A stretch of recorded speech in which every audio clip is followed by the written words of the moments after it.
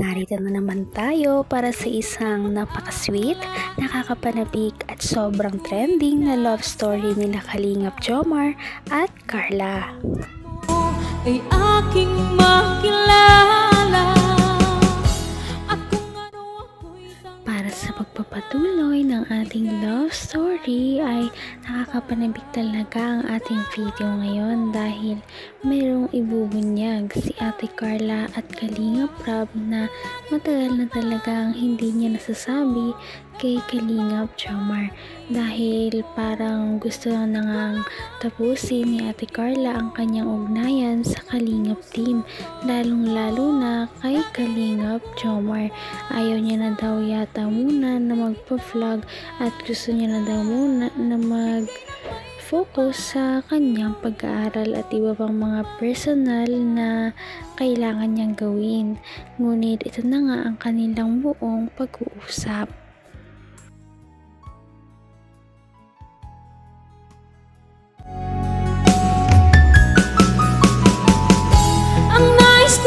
Muna kayo, okay lang? Mag-exchange gift na muna kayo. Sige, pwede rin naman. Sige na, exchange gift na muna kayo. Para mamaya tuloy yung vlog natin. Dito lang naman yung vlog natin. Yung gift, dito lang ako huwag niyo akong pansinin dito. Isipin niyo wala ako dito. Okay. Uy! Bye. Sino mauna? Dapat may explanation at may pagbati yan. Bago ibigay. Ikaw muna. Ha? Ikaw muna. Tapos syempre, may message kasi magtatapos na yung taon, di ba? Okay. So, ano ba? Sige. Message ko kay Carla. Siyempre, Merry Christmas muna. Unang-una. And itong gift na to, ibibigay ko sa'yo para so if ever man magamit mo and it reminds you sa mga panahon na yung mga unang panahon at sa mga darating pang panahon, sana maging reminder ito na kahit kailan, kahit anumang oras, andito lang ang Team Kalingap. Kahit saan man tayo pumunta, yung sama natin is hindi na mawala. Kung ano ako'y tanggap mo na, hindi ka rin nag-alila. Napaka-sweet naman talaga ni Kalingap Jomar kay Ate Carla dahil sa pamamagitan ng kanyang mga gift kay Ate Carla ay syempre meron talaga itong mga message na sobrang nakaka-touch para sa kanya at hindi lang ito basta-basta pinili o binili. Hindi na mawala at sana patatagin nito yung ating samahan. Yun lang naman. Mukhang mukhang alam ko na yung laman yun. Ano bro? Huwag mo sabihin. Ano? Huwag mo sabihin. Di ko alam. Ano pala to? Ano yung may clue ka na kanina eh, no? May clue na akong binigay kanina eh. May nawala ka? Wala. Sige, bigay mo na. Sige. Gusto ko issue na lang magbukas. Sunod si Carla naman yung magbigay. Magbigay. Magme-message. Okay, sige. Siguro ikaw na lang, siguro mas bukas. Mahirapan siya. Ganun mo lang, ganun mo lang. Sige, ito na. Box mo lang yun, yan. Okay. Puro kasi stapler. Galit na galit yung cashier ay. Puro stapler. Okay, bigyan mo na kay Carla para ma-feel niya. Sige, ito na. Siya na magbuko ka. Sige.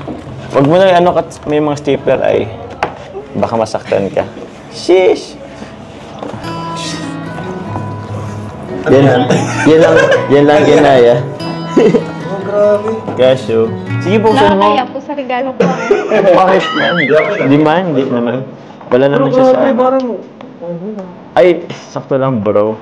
Wow! Oh, yes, sana na-appreciate mo. Siyempre. Tanong sa ano mo? Grabe. Pasensya na, ito lang talaga yung kinaya ng ano. Laman ang bawat panaginip ko, ikaw lang ang Sinasabi ni Kalingap Jomar na nakakahiya daw ang kanyang regalo at yun lang ang kanyang nakayanan. Ngunit syempre napakalaking bagay na nito dahil mahal din naman ang kanyang niregalong relo kay Ate Carla. At ano kaya ang ibibigay sa kanya ni Ate Carla? Rin na to. Kasi dati nabigay sa'yo is gold-plated. Eh sabi ko, para kikay-kikay ka naman. Ay, si Carla sa kanya, mukhang kulay. Oo, makukulay. Parang ikaw, bro. Oo. Ay, Si Biancy din ba? oo, si Benjay din. Ay, sorry.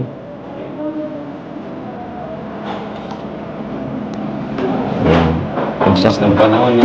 Oo nga eh. Pangilang Christmas yun na. Dalawa, pangalawa. Pangalawa po. Dahil dyan, si Carla naman na magbibigay ng gift. Oo, maganda yan. Mas excited na ako.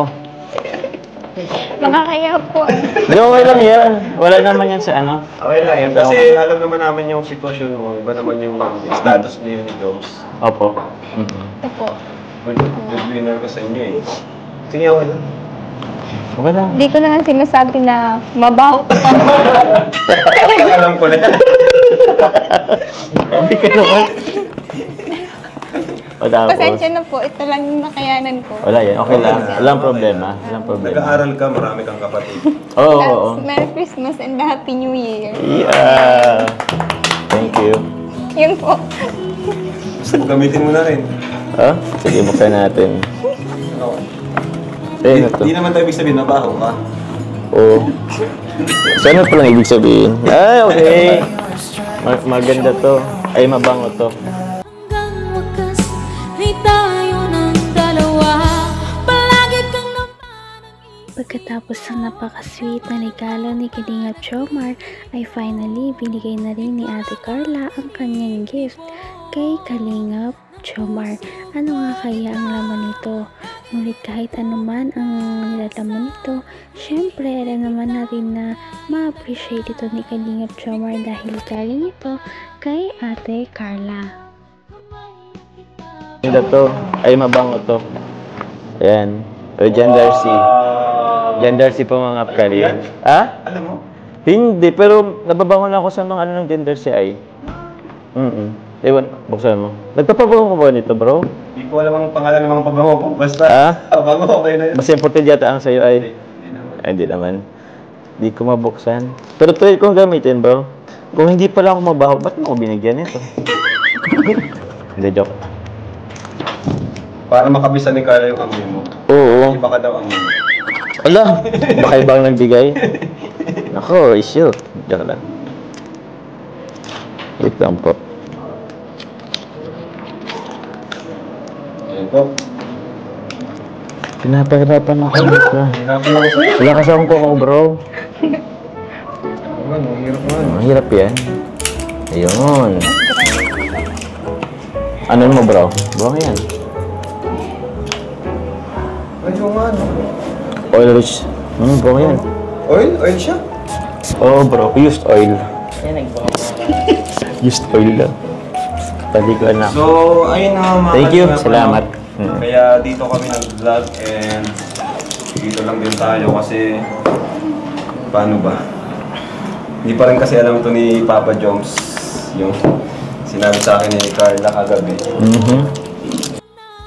Ito na nga, meron na nga talagang revelasyon na mangyayari at nakakalungkot man. Ngunit syempre kung ano man ang magiging kalabasan nito, dapat ay tanggapin talaga natin. At ang lahat ng mga detalye na mangyayari sa pagtatapat ni Ate Carla ay nasa susunod na ating video. Kaya naman sana inyong abangan. Patindi na ng patindi ang mga pangyayari sa kanilang love story. Kaya naman sobrang dami talaga ang kinikilig sa kanilang love story at palaging nag-aabang. Kaya naman sana ay magkatuluyan din ang dalawang ito, si Ate Carla at Kalingap Jomar. Sana din ay patuloy natin silang subaybayan at suportahan para magpatuloy pa ang kanilang love team. Paniguradong hindi lamang ito ang ating aabangan dahil marami pang mga susunod na kilig moments na mangyayari sa kanilang dalawa. Yun lamang at maraming salamat sa panonood. Bye!